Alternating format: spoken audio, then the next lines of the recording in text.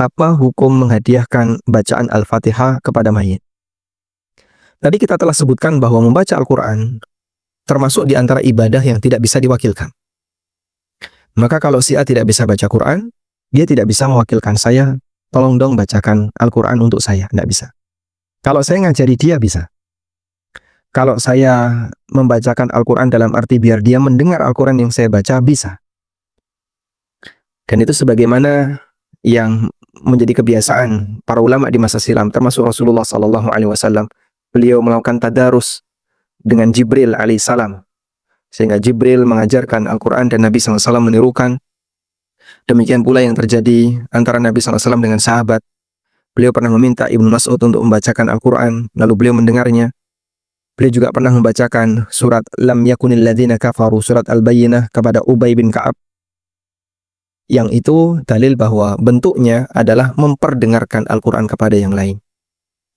Dan hal yang ma'ruf terjadi di tempat kita ketika ada acara, sebelum dimulai, ada salah satu di antara qari, ya, orang yang membaca Quran, mereka membacakan Al-Quran dan didengarkan oleh para jamaah dan masyarakat yang ada di acara tersebut. Baik. Dan yang kita maksud di sini adalah saya membaca Quran atau Anda membaca Quran lalu menghadiahkan pahalanya kepada mayit. Dan tadi kita sebutkan bahwa membaca Al-Quran termasuk di antara amal yang tidak bisa diwakilkan. Kalau kasusnya semacam ini, apakah memungkinkan? Ulama berbeda pendapat. Saya membaca Quran atau Anda membaca Quran, si A membaca Quran lalu dihadiahkan kepada, pahalanya dihadiahkan kepada orang yang sudah meninggal dunia.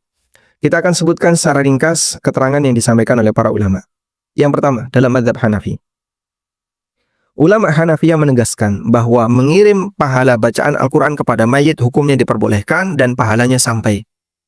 Hukumnya boleh dan pahalanya sampai. Ibnu Abil Iz dalam salah satu keterangannya, beliau menyebutkan di syarah Aqidah Thahawiyah, Inna thawaba haqqul amil, fa idza wahabahu li akhihi al-muslim lam yamna min dzalika. Kama lam yamna min hibati malihi lahu fi hayatihi wa ibra'ihi lahu minhu ba'da wafatihi. Sesungguhnya yang namanya pahala amal itu adalah hak amil, hak orang yang beramal. Lalu kemudian ketika dia hibahkan kepada saudaranya sama muslim, tidak dilarang.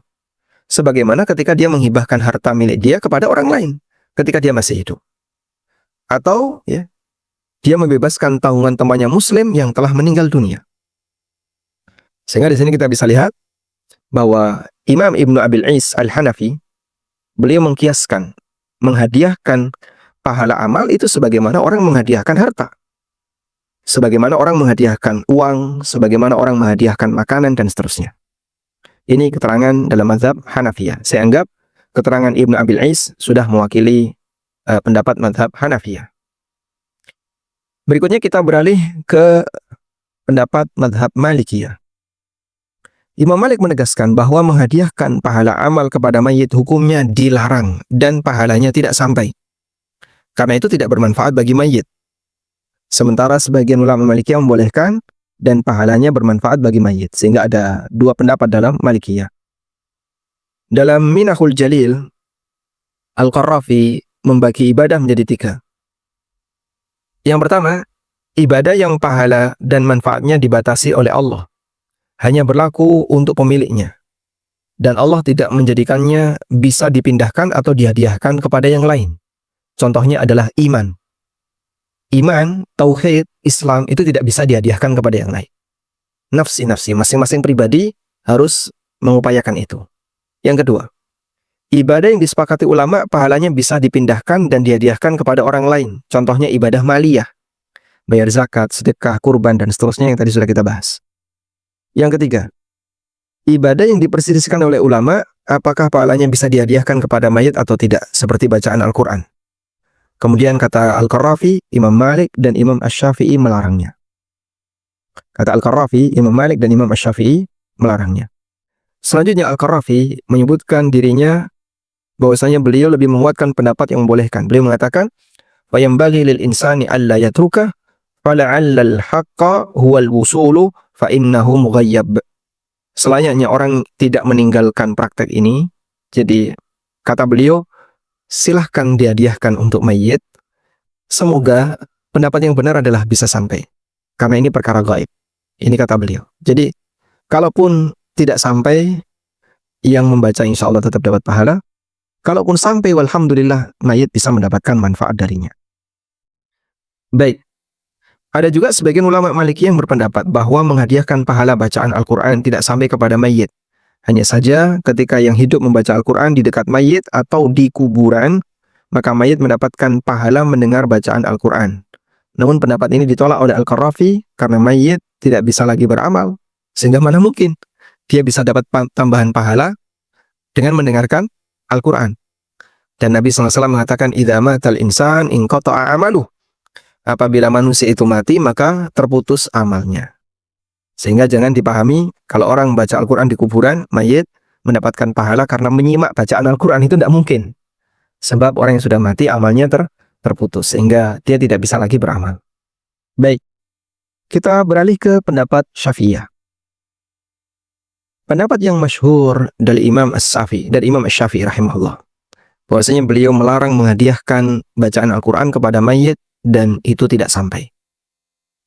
Saya kutipkan keterangan An-Nawawi sebagaimana yang beliau sebutkan dalam Syarah Sahih Muslim. Wa amma qira'atul Qur'an al-masyhur min madhhab Asy-Syafi'i annahu la yasilu thawabuha ilal mayyit. Untuk membaca Al-Quran, pendapat yang masyhur dari Imam Syafi'i bahwa pahalanya tidak sampai kepada mayit. Wa qala ba'du ashabihi, meskipun sebagian ulama Syafi'iyah mengatakan yasilu thawabuha ilal mayyit, pahalanya bisa sampai kepada mayit. Kemudian di antara teks yang lain yang menunjukkan bahwasanya Imam Syafi'i menolak pendapat yang mengatakan bahwa menghadiahkan pahala kepada mayit itu bisa sampai adalah keterangan yang disampaikan oleh Al-Hafidz Ibnu Katsir dalam tafsirnya. Ketika beliau membahas firman Allah Subhanahu wa taala di surat An-Najm ayat yang ke-39, Allah berfirman, "Wa allaisa lil insani illa ma sa'a." Manusia tidak mendapatkan sesuatu kecuali apa yang dia kerjakan. Kata Al-Hafidz Ibnu Katsir, "Wa min hadhil ayatil karimah istanbata Asy-Syafi'i rahimahullah wa man ittaba'ahu." Berdasarkan ayat yang mulia ini, Imam Syafi'i rahimahullah dan beberapa ulama yang mengikuti beliau mengatakan, menyimpulkan, annal qira'ata la yasilu ihda'u thawabiha ilal mauta li'annahu laysa min amalihim wala kasbihim. Bahwa membaca Al-Quran itu pahalanya tidak sampai ketika dihadiahkan kepada orang yang sudah mati. Karena bacaan Al-Quran ini bukan amal dia dan bukan usaha dia. Sementara di situ Allah berfirman, wa allaisa lil insani illa ma sa'a. Manusia tidak mendapatkan pahala kecuali apa yang dia usahakan. Kemudian Ibnu Katsir menyebutkan beberapa dalil dan alasan yang mendukung pendapatnya ini. Dan Anda bisa simak di keterangan beliau untuk tafsir Ibnu Katsir dari surat An-Najm ayat 39. Selanjutnya kita beralih ke pendapat mazhab yang terakhir, yaitu mazhab Hambali. Dalam mazhab Hambali ada dua pendapat. Sebagian ulama Hambali membolehkan dan sebagian melarang. Sebagaimana ini juga terjadi dalam mazhab Malikiyah. Ada tiga pendapat ulama dalam mazhab Hambali dalam kasus ini. Kita akan baca yang pertama. Boleh menghadiahkan pahala bacaan Al-Quran kepada mayit dan itu bisa sampai kepada mayit. Ini pendapat yang masyhur dari Imam Ahmad. Pendapat yang kedua. Tidak boleh menghadiahkan pahala bacaan Al-Quran kepada mayit meskipun jika ada orang yang mengirim pahala itu bisa sampai dan bermanfaat bagi mayit. Jadi tidak boleh dilakukan, tapi kalaupun ada yang melakukannya, maka ada peluang pahala itu sampai kepada mayit.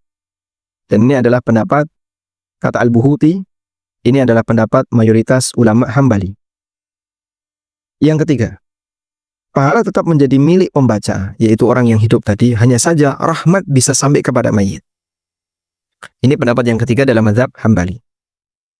Al-Buhuti mengatakan, wa qala al-aktsar la yasilu ilal mayyit thawabul qira'ah wa inna dzalika li fa'ilihi. Mayoritas Hambali mengatakan pahala bacaan Al-Quran tidak sampai kepada mayit dan itu milik orang yang beramal.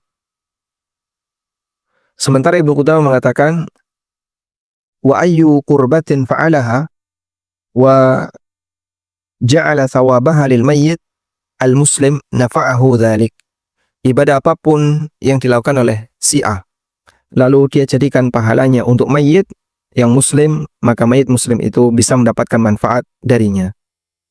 Ibnu Qudamah juga mengatakan, wa qala ba'duhum idza quri'a al-Qur'anu 'indal mayyit aw uhdiya ilaihi thawabuhu kana thawabu liqari'ihi wa yakunu al-mayyit ka'annahu hadiruha faturja lahu rahmah. Ada sebagian ulama Hambali mengatakan, jika seseorang membaca Al-Qur'an di dekat mayit atau menghadiahkan pahala untuknya, maka pahala tetap menjadi milik yang membaca, sementara posisi mayit seperti orang yang hadir di tempat orang yang membaca itu, sehingga diharapkan dia mendapatkan rahmat. Wallahu ta'ala alam.